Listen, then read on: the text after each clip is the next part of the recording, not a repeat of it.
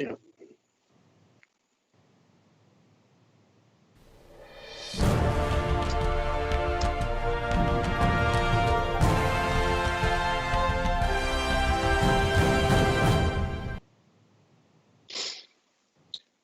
What's up, everybody? Jeff Sintel, DogNation.com, on the cozy confines of the back porch here in lovely, idyllic Woodstock, Georgia. What do they call it? Chamber of Commerce type day here in Cherokee County. Well, that's what it is. And hope you guys are doing great and ready to join us for all things Georgia football recruiting. It's what we do here every Wednesday, brought to you by a great partnership with Kroger. Let's see what's been happening since the last time on our Dog Nation channel on Wednesday night. Georgia picked up a commitment. It was one of those, I guess, Kirby Smart special recommitments where Georgia welcomed back somebody that had decommitted from the class. Follow along with me here now. Jared Wilson was feeling some type of way about Georgia with Sam Pittman, October, November, committed in early November. Then decommitted, I believe it was in February, after the transition from Sam Pittman to Matt Luke. Then he committed, which seemed like a very steadfast and stout, let's just call it what it is. It was a stout commitment to North Carolina. All those North Carolina boys were staying home. He had a dual announcement with Ranieri Dilworth. Remember that active inside linebacker for Georgia that it targeted in the 2021 class. But Georgia kept chopping wood. Let's use that phrase. Matt Luke kept talking to him. Kirby Smart kept talking to him. And we had a flip back into the Georgia class. Now, he becomes the lowest rated member of the Georgia class of the 11 public commitments. He's a 3-star. I believe he's the nation's number 22 guard, number 392 overall. But this is one that the Bulldogs staff is quite happy with because just the scouting report on Jared Wilson is he runs around at 325, 330 pounds like his feet are on pillows. That's the description I'll always remember from his high school coach, Adrian Snow, out of West Forsyth High School. Oddly enough, the same high school which produced KJ Henry, the former 5-star who really considered Georgia a couple classes back in the 2019 class, who's now at Clemson. But Georgia welcomed a commitment since the last time we spoke. That's something to raise a 6 p.m. Evening social glass to. But first and foremost, guys, we've got to talk to Amarius Mims since the last time we spoke. You've seen some drips of those stories on our DogNation.com. As Brandon, my buddy Brandon would say, the world-famous DogNation.com platform. You've seen articles about, really the 8 big things to look for in his recruiting. You've seen a photo gallery of that monster young man in action at practice.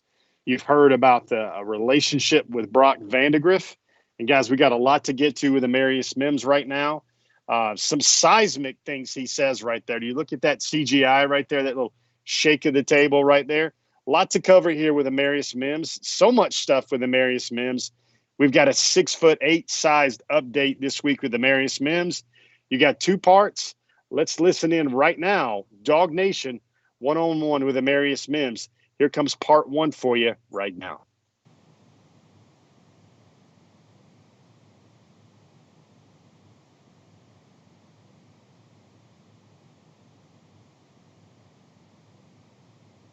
Well, actually, I don't try to block out the coaches. Eventually I'm going to end up coming to one of the schools, so I have to get a good relationship with a bunch of coaches, on that coaching staff. So, me talking to the coaches, it's been good lately. I don't try to block them out. I talk to a lot of coaches each day. Georgia, my top 5, I talk to all the coaches every day, just everyday thing. So I've gotten used to it. Everybody, huh? Yeah. How much, give me a ballpark figure every day, how much are you talking to a coach? Whether it's Zoom, FaceTime, text, or whatever. I probably get a call every day from at least 2 to 3 coach on each team in my top 5. So yesterday I got a call from Coach Cochran and got a call from Coach Luke. Alabama got a call from Coach Sal, got a call from Coach Flood. Then Tennessee got a call from Coach Felton, got a call from Coach Friend. And then Florida State got a call from Coach Dillingham, got a call from Coach Atkins. And then what's the other one? That's cool. That's cool. That's cool. Auburn. Yeah, Auburn. I got a call from Coach Big Nan. I got a call from Coach Steele. So I talked to all of them. Talk to all of them. Oh yeah. Do you, I mean, you're a respectful kid. You smile a lot. You got a great personality. But do you have to go, Coach? You're the 7th coach I've talked to in the last 2 hours. Does everybody get 9 minutes, or how do they do that? Do they give you 9 minutes, or how does that work? Well, how it works is most coaches they just say we're gonna take up too much of your time. So I mean, I don't mind. I don't mind talking to them. I mean, like I said, at the end of the day, I'm gonna be with one of those coaches for the next 3 to 4 years. So I have to build a relationship with them. It's consistent. Georgia's been consistent. Like every day, I talk to Coach Luke every single day. Coach Cochran every day. I mean, me and Coach Smart, we talk a lot, but we don't talk as much as me and Coach Luke talk. But yeah, it's very consistent. They recruit me consistently. So. What do they say? I mean, they just saying like they lost on TJ in 2021, so they say I'm very important. Like they gotta have me. Coach Luke, Georgia. See, Coach Luke calling now. That'll probably be in the video. What's the relationship like with Brock? How's he going about it? Brock, oh man, me and Brock, oof. We go way, like Brock my guy, like we talk about everything, recruiting wise, even if it's not Georgia, we still talk because we just have that relationship. Like me and Brock is definitely more than football. Like we text him right now, like we just text about fishing and everything, anything we just talk each other about. But now, I mean, he definitely recruited me, he wants me to come block for him. And we have built a relationship where we gotten close, so. Is he going to know before everybody else, or are you going to tell him before everybody else? I feel like, yeah, he'll probably be the first one to know. Will he know before the Georgia coaches? Probably, yeah. Why? I mean, that's my guy. I mean, at the end of the day, I'm going to be blocking for him, so I'm going to let him know. What would it be like, let me be fair and balanced here, what would it be like if you have to tell Brock, hey man, feeling another place, man? What would that be like having to tell him? What do you think his reaction would be? Oh man, it'd be like somebody done killed his dog probably. It wouldn't be good. But, I mean, I feel like he'll support me either way. But. Biggest draw for Georgia, what is it for you? When you think about it and you boil it all down and do your checks or whatever, what's the biggest draw for Georgia right now? So I'd probably say relationship, really. Like, because, I mean, like I said, Coach Lou, he's the new coach, he's just coming in. So I'd probably say that relationship with him, like as long as we're keep building a relationship like we're doing now, where everything will be good. But other than that, that's really it. Playing time, it'll come as long as I play hard. I think it was a commitment date reverse? Oh yeah. Or is it a rollback? Yes, sir. It'd be a rollback. Yes, sir. It's actually like I had my date set for October 14th. Then I moved it to August 15th because I figured I had my date. I figured I had a date and I figured I had my mind made up. So I did. Turns out I don't have my mind made up. I'm not gonna have my mind made up. So I kind of moved it back to the same date, October 14th. What happens on October the 12th when you ain't got it? Oh, I'm gonna have it. I'm gonna have it. What makes you say that? I just know I'm having it. I mean, like right now, I just feel like I needed a month or two just to sit down and just think about everything. Just think about where I feel comfortable, where I'm gonna be, where I'm gonna be in a good position to play. So relationships. So it's basically I just need like a month or two and I'll be good. That's it. Darcy, FaceTime video. Oh my. Do you think you would have been committed by now in a normal year? Oh yeah. Why? I mean, I'll probably say because I definitely got the feel. I would have been on more visits, been around the coaches, been around the players, been around everything. So yeah, I'll probably say I'll probably be committed by now if it wasn't for the coronavirus and all that good stuff. Maybe you've never gotten this question before, but you're going to commit eventually. Maybe it's going to be October 14th. Yes, sir. You'll be 18 that year? 18. 18. Are you going to be done, or are you still going to take all 5 of your officials? Still going to take my officials they let me. I'm still going to take officials. Yeah, why? Why is that cool? I feel like that's important because I mean, after you commit, some things could change. I mean, they might not recruit you as much, and then what if I don't feel comfortable there anymore? What if a coach leaves? Anything can happen. I find that out. I mean, like Coach Pittman. I mean, I'm gonna be honest with you. I was about to commit. To be honest with you, then I noticed like I didn't talk to him for about a good week or 2 weeks, and then I was like, yeah, I'm pretty sure he probably about to leave. So I'm pretty sure I had the idea he was gonna leave before anybody else really did. So that's the reason why I kind of held that off. You know, sometimes Amarius, you've been out there and you said this is my leader, and then you said no, not anymore, or these are my co-leaders.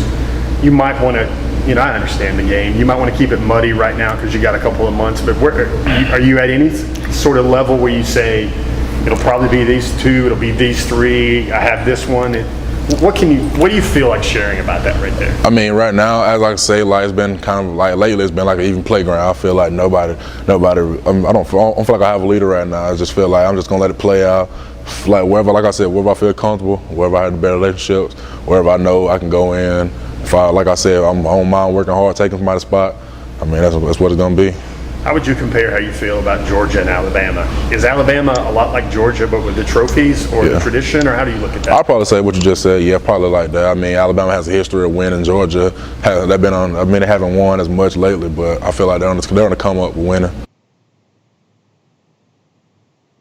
All right, guys, we're back. So that's the first half of the Amarius Mims interview. We got two parts, and before we get to that, we're going to consider this the halftime portion of the Amarius Mims, maybe the 6'8.5" size segment today on Before the Hedges. First of all, what did you guys think about that? Were you guys listening really close? I'll probably tweet out a vignette, a little clip of it later. Did you see that when his cell phone went off? What were you guys thinking when you saw his cell phone went off? First of all, I didn't know this was a thing, but apparently in Bleckley County, a lot of folks I encountered, their cell phones have a voice caller ID where it says, in this case, it was called from Matt Luke. And it was kind of hilarious because we tried to conduct a little experiment about, how long we could go in an interview before his phone started blowing up, or just what his phone would look like when it started, the blow up, what that would look like in the midst of just a 20-minute stretch of his day. And you saw a little bit of there with, I think, a FaceTime call from a friend, but then also that call there from he was getting from Matt Luke in the course of our interview. Really interesting stuff right there. You saw, I wanted to make sure I didn't cover up too much of the video there when he was speaking about Brock Vandegrift and that connection they have. We'll get into that a little bit later, but it very much seemed like those two guys are boys. Lloyd Dog, I'm getting feedback from Lloyd Dog on YouTube. Says the live feed keeps dropping. Colby Curry says he's countryer than Creekwater. Mark Morris weighing in. Noah Sheldon 500 here. Brian McPhail, let me know if I've dropped off. You guys are mentioning I've dropped off. What did you guys think? YouTube, Facebook, I'm going to jump over to you in a second, but did you guys hear that part? Was it clear about the chance to hear his voice caller ID go off and you heard Matt Luke call from Matt Luke? I kind of thought that was hilarious, listening to all that. But like I said, we have two parts of our conversation with Amarius Mims. This one, we're going to jump right into it. I'm going to kind of set the stage for it. This one is about all things schools. I asked him to roll through his top five. Folks, remember his final five is what it is, and it is Auburn, Alabama, Florida State, Tennessee, and Georgia. What does he think about those schools? What's the first thing that pops into his mind when those schools are mentioned? Let's take a listen right here. Amarius Mims, part two of our conversation here on Dog Nation's Before the Hedges.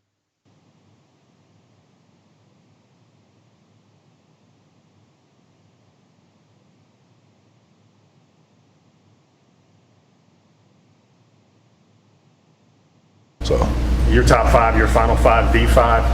Let's start with Alabama. Let's try and go in alphabetical order. When I say Alabama and you start, what pops into your mind about the chances of being a member of the Crimson Tide? Man, national championship. I like to win. I don't like to lose. And Alabama's not really they're not known for losing. So. Auburn? I probably say Auburn really has that home feeling. Like when I went on those visits, I felt like, man, Auburn's a great place. Florida State? I mean, I probably like the atmosphere there. Like, I feel like they're underrated. I mean, I feel like people don't care them much. Maybe they had a couple years going down, but I feel like they're going to be on the come up with new coach staff. Is that the school where you feel like you could jump in and play immediately? Oh yeah. Is that the one of your five that's that's where I could come in and make the job the quickest? Oh yeah. What would be the next school after that? Would it maybe be Tennessee? Be Tennessee. Tennessee, Auburn. Georgia. I mean, when you think of Georgia, what comes to mind? Georgia, man, the atmosphere, man. I got a relationship with Brock. He's committed. I got a good relationship with some of the 2020 guys. So it's just relationships, and then I feel like home there too. I mean, I've been there so many times. And I think the last school in your final five would be Tennessee. What comes to your mind when you think about Rocky Top? Oh man, I feel like Tennessee, man. Their fan base crazy, man. Oh yeah, they love. Rocky Top love me for some reason. I don't know why, but I mean, I probably say that definitely. I feel like when I went to Tennessee, it's definitely I felt that home feeling too there. I know, I feel like if I were to do good, I can get on the field freshman year, easy. Let's have fun with this. Which fan base is the craziest on social media? Tennessee. Why? Easily. Oh man, no matter what I post a picture of myself probably walking down the road, go Vols. They posting them oranges. Oh man, it's definitely Tennessee. Which one maybe shows you the most support though? Is that still Tennessee? Tennessee. Which one says the funniest things? Tennessee. Tennessee. Which school do you think has the best academic path for you? Have you thought about that? How it matches up with your major? I'd probably say. Well, this school actually not in my top schools, but Florida probably. I'd probably say that it'd be Florida or either Georgia. But when I talk to all the schools, they all say the same thing about the pathway I'm going, because I'm supposed to be I'm on sports management, so that's the way I'm going. So. Which school has the craziest and most dope facilities? Man, my facility, Alabama, man. I love that facility. Alabama had a good, nice facility. Then I'd probably say Georgia has a nice indoor. I love that facility and how they have that laid out. And I'd probably say Tennessee. I like their indoor. Love their indoor. Closest connection with guys currently on the team, what would that be? Closest connection. I'd probably say Auburn. Because it got Romello Height, the guy from Dublin. We played him. They were rivals. We've played them. I'm cool with him. Cool with a guy from Callaway, Tank Bisbee, Tate Johnson. I'm cool with those guys. We talk a lot. Which coaches do you feel like you know the most as a whole, or maybe you've spent the most time on the phone or talking to? Said coach as a whole. Coach Smart, me and him talk a lot. Like head coach wise, talking about head coach. Yes, sir. Yeah, I probably say Coach Smart, Coach Malzahn. We talk a lot. Me and those coaches talk a lot. What's Kirby like? Oh man, he's energetic. I say he got the juice. He got the juice, man. I hear it's a funny story the first time Kirby saw you. Oh yeah. And maybe we need to make it a PG story or whatever. Oh yeah, he dropped some bombs. But what was that like the first time you saw it? I just started laughing. I came in the room and he just sitting down. He just jump out his seat. Man, his action was funny. I ain't gonna never forget that. I think I got this story right. I think Brock told it to me. The first time you were at Georgia was with Brock, correct? Yes, sir. And maybe that was Brock's first time. I'm not sure. Maybe it was. I think so. Actually, it was one time. It was before we even met, and then the second time it was because we didn't talk the first time we went, because we didn't really know each other. But then later on, before the coronavirus and all that stuff happened, we saw each other again. That's when we finally talked. Then he was like, "Whoa." Didn't Kirby say something like the first time you guys were together, and it was an early time, and he said, "All right, you're going to be blocking for him, or he's going to be blocking for you"? Did he say something like that story, right? Oh, yeah. You remember that? What was that about? Yeah, we got dressed and all that good stuff. And he was like, "Oh, there's a duo right here." He was like, "I see this happening already." He was like, "Yeah, you go over and get that picture taken." He was like, "You go ahead and get in that left tackle stance, and Brock, you get in the quarterback stance." He was like, you going to be blocking for him?" Oh yeah, that's exactly what he said. Amarius, different thing I got to ask players this year.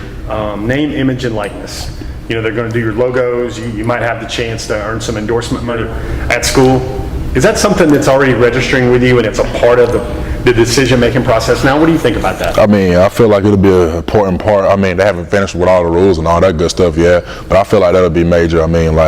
Say for instance, if I did stay home, I feel like I'll probably get more off that. Maybe because it's Cochran, Georgia. Everybody loves Georgia down here. People probably buy my jersey more than if, say for instance, I went to Washington State or something like that. I feel like, or California or something like that. I feel like that if I were in Georgia or somewhere close around South, they would definitely buy my jersey. How does Georgia tell you about the chance to play?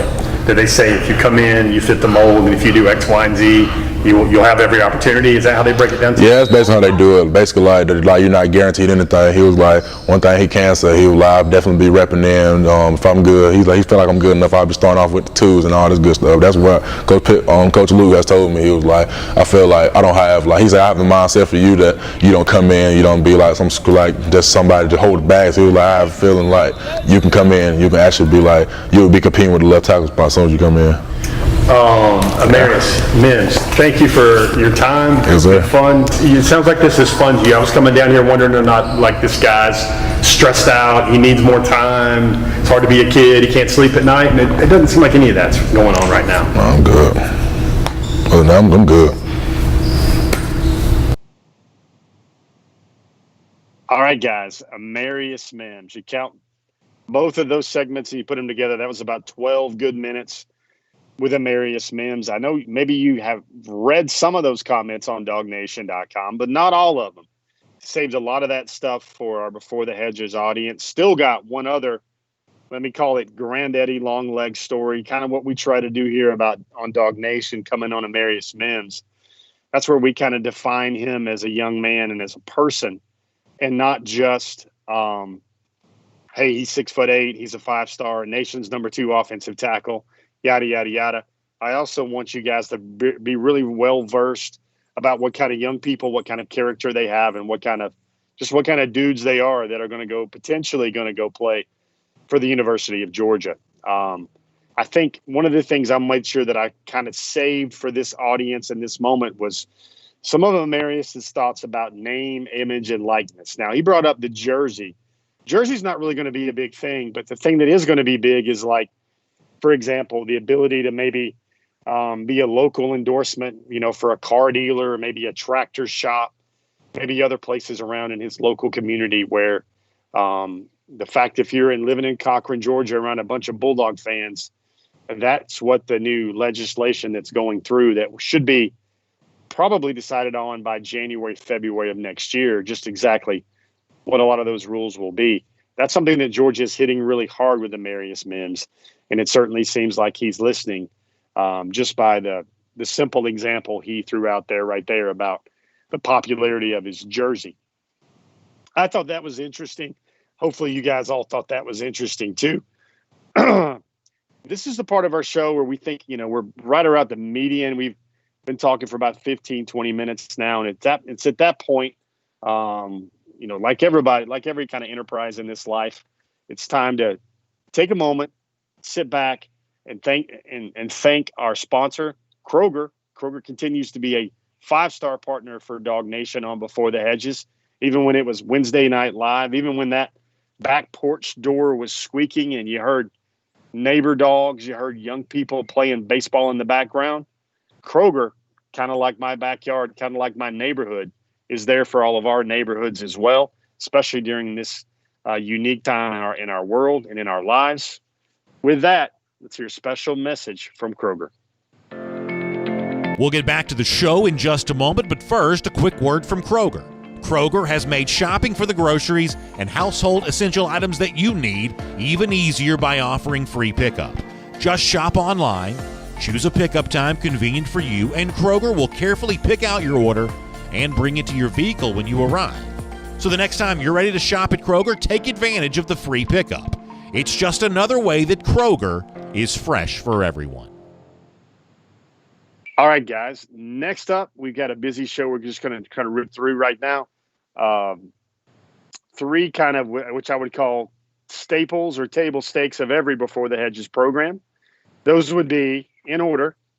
We've got 2 of those, and a new one that's going to show up this week to kind of, I feel it's a feature that would kind of help everybody crystallize and focus in on what to expect coming down the track in the coming months. But first off, let's take a look at that commitment board led by Brock Vandegrift, the 5-star quarterback, doing a lot of, I guess I would say, personal tours around the Athens area, places to eat, breakfast spots. Did that with Brock Bowers. Expecting to do that with a lot more recruits in this cycle, but Brock Vandegrift, he did that for Brock Bowers. They went to breakfast together with Chaz Chambliss, but rankings haven't really changed much over the last couple of weeks, and that's deservedly so because really not a lot of stuff has been happening.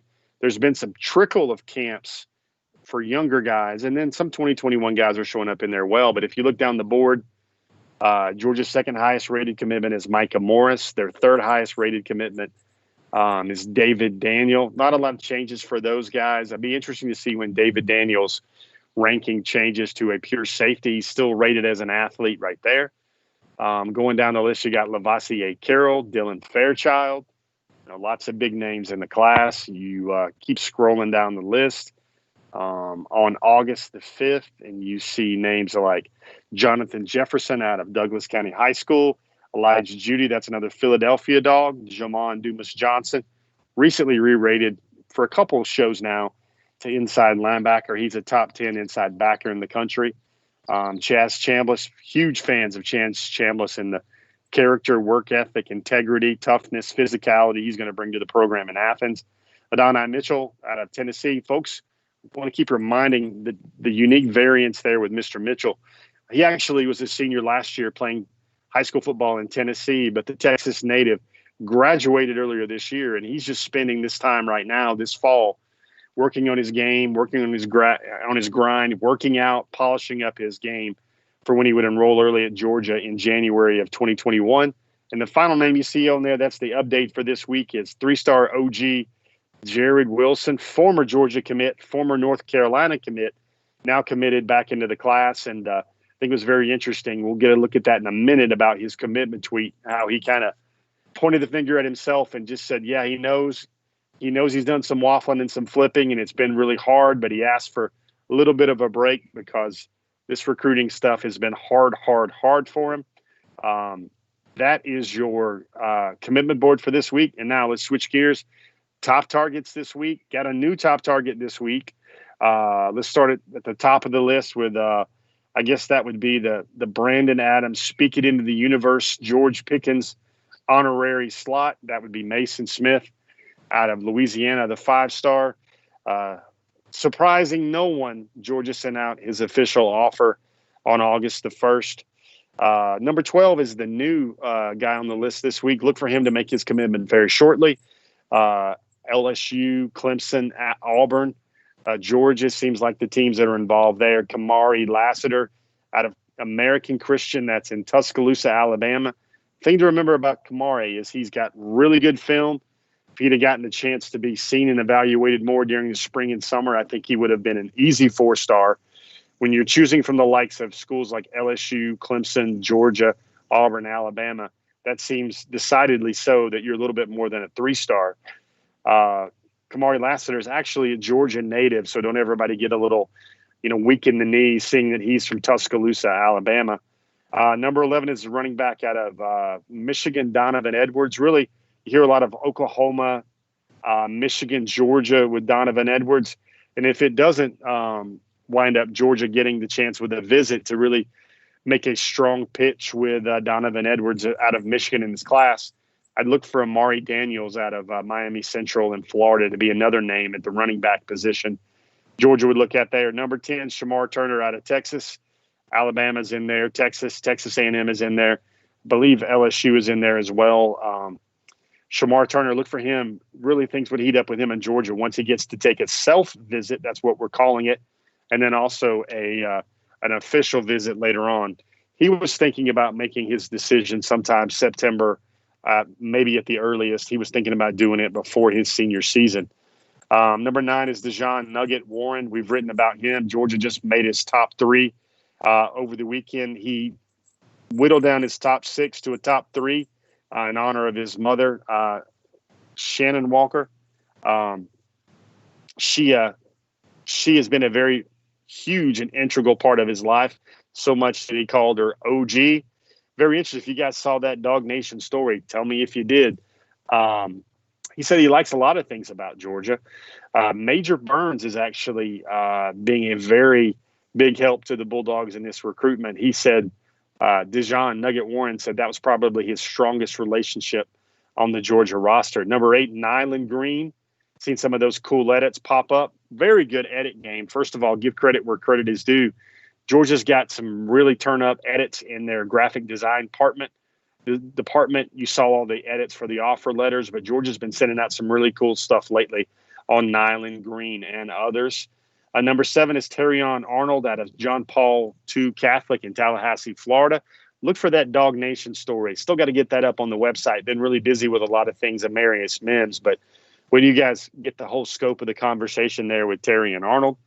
Number 6 is Xavier Sori. He's out of Florida. He's now at IMG Academy. Corey Foreman is at number 5. Everybody knows Corey Foreman, the big 5-star defensive end. Rated number 1 or number 2 in a lot of folks' national list by the National Recruiting Services. Number 4, Brock Bowers. August should be the month when Brock makes his decision. 3 is Smile Munden Jr. out of Paulding County. Smile Munden Jr. is the 5-star inside linebacker.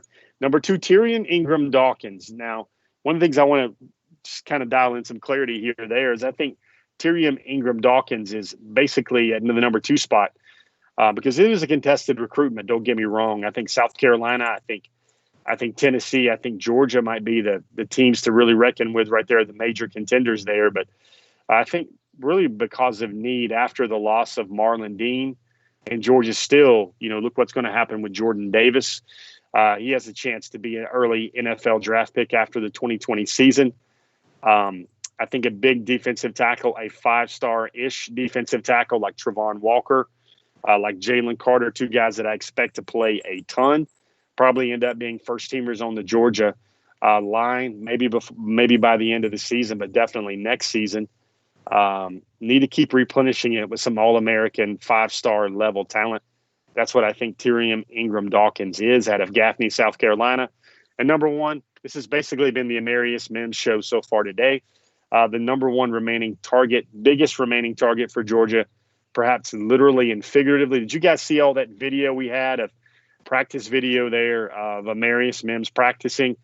Get him some purple pants. I think he would look like the 2021 model version of the Lou Ferrigno or the Incredible Hulk. Just a massive young man, about 6'8.5", about 325 pounds. He's really changed his body to me since I saw him play, since we all saw him play for the Royals of Bleckley County last season. Now, new feature this week. I thought you guys might like it. Let me know what you think in the comment section. But we've decided to come up with I call it kind of like a timeline discussion. This is the information, according to my information, some things that are out there, everything that I can pull together. First things first, I got to give a disclaimer. These are 17, 18-year-old kids. Their minds, their opinions, their moods are always subject to change. But let's take a look at that. I've kind of curated and put together a lot of Georgia's biggest remaining targets for the 2021 recruiting class. You should see them up on your screens right now. These are the kind of expected decision dates to give you guys a little bit of timeline about which one of these young men could potentially be the next to commit to the G in the 2021 class. You see there, you've got Brock Bowers, Kamari Lassiter. Might be August, September for him. He's been wanting to make his decision before his senior year. Tyrion Ingram Dawkins, we just spoke about him. Now, he's probably, I think if I'm counting my Tyrion Ingram Dawkins commitment watches or when he should be expected or could be expected to make a decision, I think I would need more than one hand to do so. He's another one of those young men that would really be helped out by getting the chance to take more visits. Amarius Mims, October 14th, that's his birthday. Donovan Edwards, Malcolm Johnson Jr., that's the Jet. The big nose tackle out of Ramsey High in Birmingham, Tim Keenan. Nyland Green told me September, October would be when he's thinking about it around the middle of the season. Dejon Nugget Warren. Now, I spoke to him this week. I thought was very interesting was Dejon told me that, or Nugget told me that there's the chance there that he might just get tired of it. He says his sleep schedule, get this, folks, is 50 shades of messed up right now. Set up till 3, 4, 5, 6 o'clock at night. He says his sleep schedule might eventually lead him to making a decision between Georgia, Penn State, and home state Maryland. There's Smile Munden Jr. I think this is my projection that he'll probably take that thing all the way to December. Just wants to keep waiting on visits. Xavier Sorey Jr. is going to be an early enrollee somewhere. You hear a lot of Alabama, Georgia, or Georgia, Florida with Xavier Sorey Jr. He's at IMG, which means he will graduate early. Mason Smith, Corey Foreman, and then Terrion Arnold is a guy that has told me that he'd like to take his decision all the way out to the February signing date. There you have it right now. Quick pop quiz for both the Facebook crowd and the YouTube crowd. I'd like to know, if you don't mind, I'm going to give you 3 draft picks. You can have any 3 names off that top targets list, or you can even pull in a wild card that you think is going to eventually be a Georgia guy that you'd sure like to have in the 2021 class. Let me know who your 3 top targets would be. I always like to take the pulse of Dog Nation and our fans, our viewers that watch us every Wednesday night. Who are your most wanted in the 2021 class? Let me know about that as well on Dog Nation YouTube and also Dog Nation Facebook.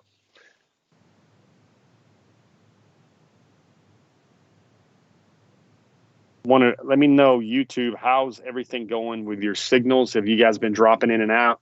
I've heard that's been happening on Dog Nation Daily as late as well. This is a time of our show where we're going to take a look at some online chatter.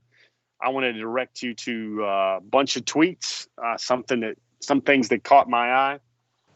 Let's go with the first one, I guess, which would be the most pertinent. That would be that Jared Wilson commitment edit, commitment notepad where he recommitted to Georgia and he flipped back into the class. Look at that right there. He just discussed how hard it was. Very interesting to see him flip back into the class. Very agile.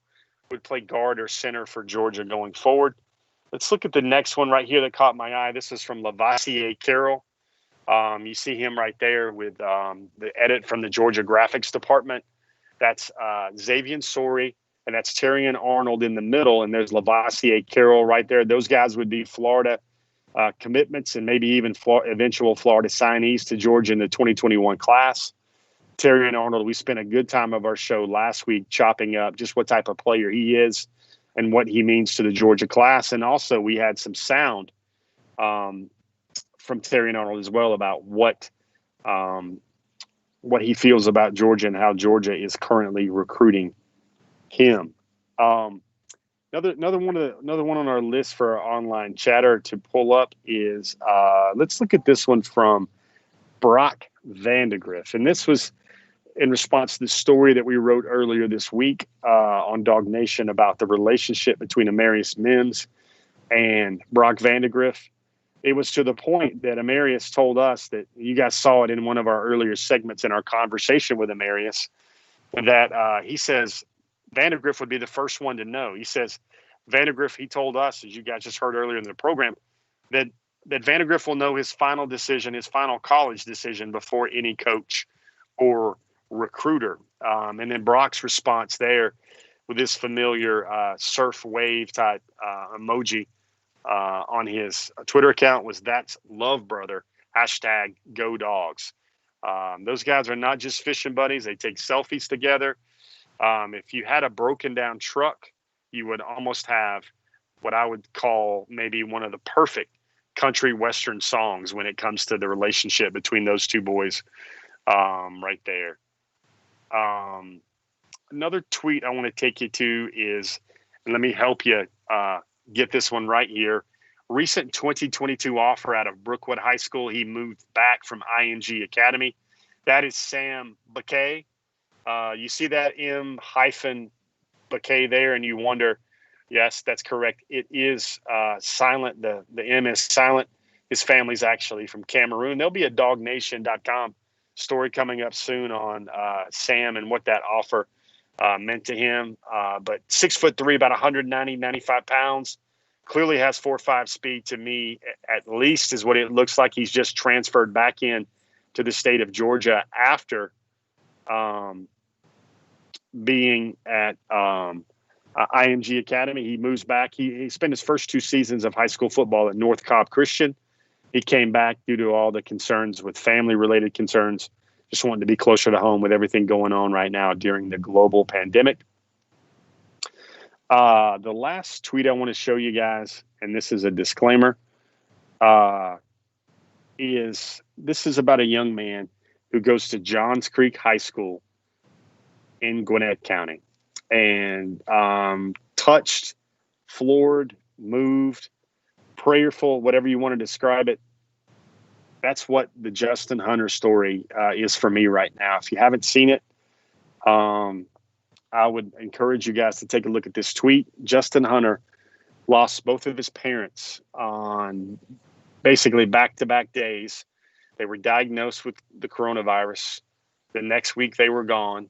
And as you see in his tweet right here and what he's written here, that's part of his Instagram page, I don't know how the young man holds together. Now, he is a prospect that's starting to get some Division II, Division I, AA interest. I've gotten a few offers. I think most of those would be Division III, Division II interests. But he's a linebacker type out of Johns Creek. But what an impressive young man. You guys saw, I tweeted it out this morning, his CNN interview. Man, Justin Hunter, he said he knows his mom and dad are in a better place. And he said hashtag God's got my back on this. This was all happening for a reason. He's now living with family. Basically, there's a GoFundMe page that's been established for Justin Hunter as well. And man, in a time like right now, I was just tremendously moved by that story and the perspective that young man says. They're no longer in pain. He says they're probably in heaven partying. One of the things in that scene and interview that just really impressed me was when Justin said that his father told him, basically raised him, that there's really two things you can do in life with adversity. One, you can just feel bad and wallow in it and think it's terrible. Or two, you can acknowledge that it's terrible. You can feel what you're supposed to feel, but then pick yourself up by your bootstraps and move on. And man, his mother and father have left this earth, but wow, what a son they raised there in Justin Hunter. I know it's not Georgia related. I know it's not 5-star, not recruiting related, but I wanted you guys to know about Justin Hunter tonight out of Johns Creek High School in Gwinnett County. Certainly a young man that has earned my respect, and I'll be a Justin Hunter fan. I'll probably tweet out as much as I can, any workout videos, any practice videos I possibly can, because I want to see that young man's life open up, and I want to see him realize that God's got his back and all things there as well. Guys, that's your online chatter. If you guys got questions, please hit me with them, and I'll do my very best to answer them as best I can. I hope everything's working out better for the YouTube signal and the YouTube feed.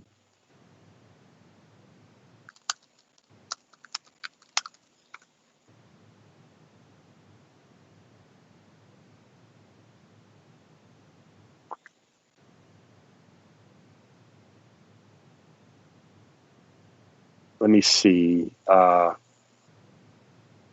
one thing I'm going to do, I'm going to drop a link, and this is probably the best link that I'm going to drop today at all. I'm going to drop a link to his GoFundMe page for Justin Hunter. They have a $50,000 goal for that young man going forward, and I certainly hope they reach that. 350,000. I think they're already well over 320,000 at this time. Wyatt Fielding's got an update. Wyatt, how are you doing, sir? Brock Bowers. We're hearing Brock Bowers should make his decision the month of August. I think it will come sooner rather than later. Very, very interesting. Really, Georgia and Washington to me appear to be what you're looking at there. Washington, if we all look at the commitment board for the Huskies, those dogs already have 2 tight ends committed in the class. Jerry Dogs fan, I agree with you, sir, totally. Jimmy Hoskins' top 3 is he wants Mims, Nyland Green, and Corey Foreman.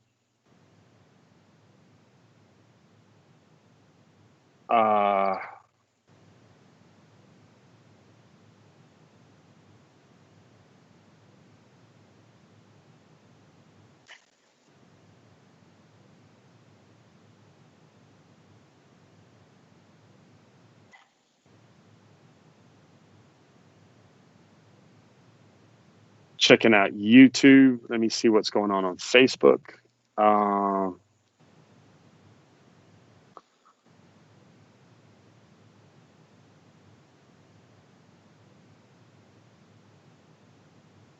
Robert Reynolds, man, my night's going great, man. I got the chance to talk about a young man named Justin Hunter, share just how impressive that I think he is, and hopefully you guys didn't mind that. Joel Moody wants to know, who do I think is the diamond in the rough recruit for Georgia that's not a 5-star? I've got 2. Really easy to put together. Dylan Fairchild, Dylan Manchild is what some of his teammates call him. I think that guy would be right up there. I think Jonathan Jefferson, the defensive end, who's now about 275 or so, defensive tackle, 3 technique, 5 technique type. I think those guys are the diamond in the rough, non-5-star recruits. Yeah, Jan Armstead, I know exactly what you mean. Prayers and blessings for Hunter as well. Noah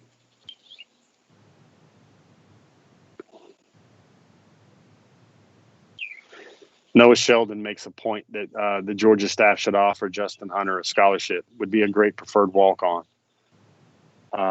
Hugh Nash got his top 5 in order: Mims, Foreman, Mondon, Bowers, Mason Smith. I tell you what, if Brett Hunter, man, I'm glad I could make you laugh. I am definitely not a 90s country type guy, more like 90s hip hop, Tupac, Biggie, 2000 hip hop. I like all kinds of music actually, but I got a lot of friends who like a lot of Dave and Alan Coe, Brett Hunter, and that just popped into my head right there on a live feed. Joel Moody wants another 5-star defensive tack. Dante Green, excuse me. Where at, Dante?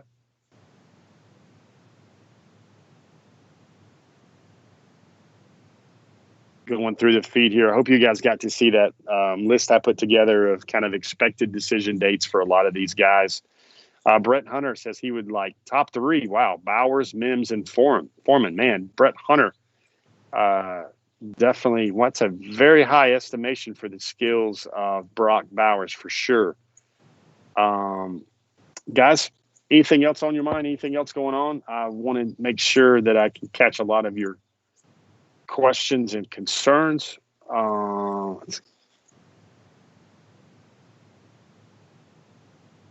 you guys got a chance to Cody Ledoux, I agree with you on YouTube. Everybody wants Arnold. He is a legit top 100 player. Number 2 safety in the country right now on 24/7 Sports, and I think that's about right. Wyatt Fielding has a top 3 of Green, Nyland Green, Arnold, and Tyrion Ingram Dawkins. Interesting. Watching everything that's going on. Hope you guys are have yourself a great night. Let me check one more time on Facebook. One more thing wanted to bring up, guys. If you haven't already, think about the Apple Podcast platform. Before the Hedges has been on there, I think we're probably 26 episodes deep right now. Did you know that Before the Hedges was now available for you to catch it as you zoom around on your commute or on your daily run, or when you're in the gym, on the spin bike, whatever it may be, on the golf course, in the driving range? Before the Hedges is now can go with you. You can listen to that in podcast format. You'll hear all that information there of our interview we shared early in the program with Amarius Mims out of Bleckley County in Cochran, Georgia. Again, that podcast is now also available on SoundCloud, Spotify, and everything else like there as well. If you haven't enjoyed it yet, if you haven't tried it out yet, tell a friend, tell somebody as well that Before the Hedges is now available, has been available in podcast format, even dating back prior to the coronavirus and everything else. First and foremost, Jeff Sintel, I want to say thank you to everybody for joining us so far. Thanks to everybody at Kroger.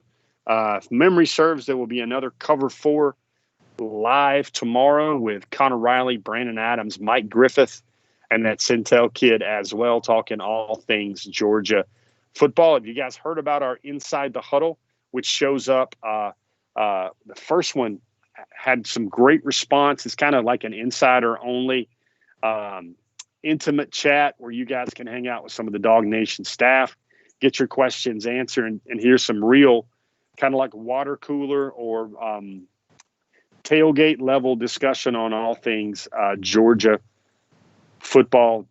That first one will be with Brandon and also Mike Griffith. I would look for that